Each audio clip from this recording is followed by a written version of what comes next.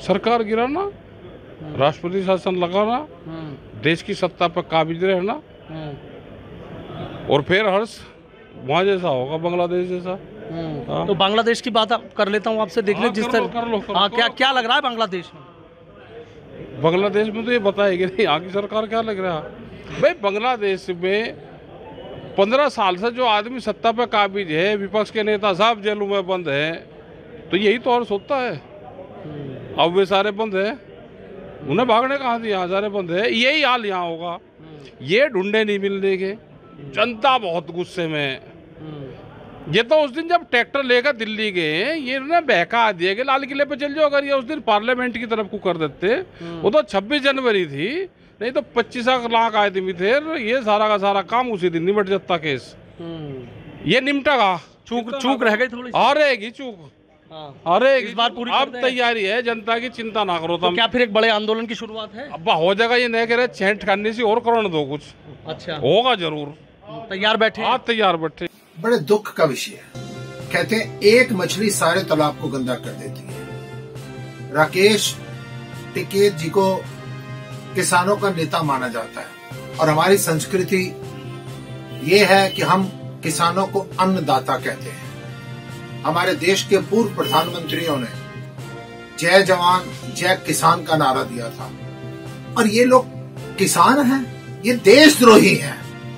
बांग्लादेश की जो दुर्दशा है, और विशेषकर बांग्लादेश में अल्पसंख्यकों की जो दुर्दशा है, और ये कह रहे हैं कि भारत देश की ये गति होने को जाएगी।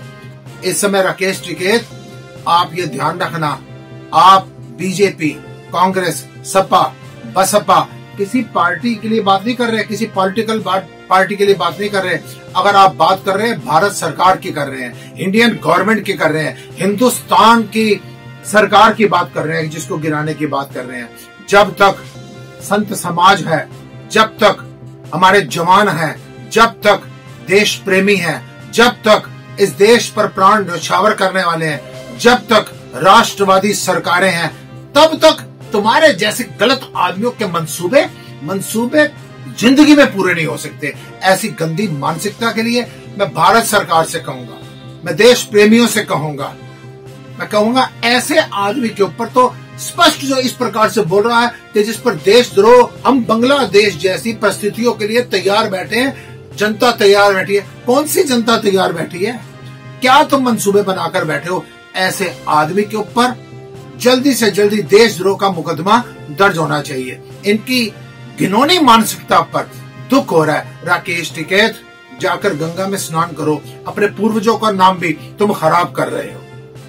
फिर कहूंगा, देश प्रेमियों, ऐसे लोगों से बचो, देशद्रोही बातों से बचो, ऐसी मानसिकता से मेंटेन डिस्टेंस। भारत माता की जय, वंदे मातरम, जय जवान, जय किसान, जय विज्ञान और जय भारत सरकार। भारत सरकार की राज सत्ता पर जो भी पार्टी बैठी हो, वो कोई पर्टिकुलर पार्टी नहीं है, वो हमारे देश की आन बान और शान है। तुमने हमारे देश की आन बान और शान के विरुद्ध बात की है। इस राकेश टिकैत के ऊपर देशद्रोह का मुकदमा डालकर इसको जेल में डाल देना चाहिए। ओम नमो भारत माता।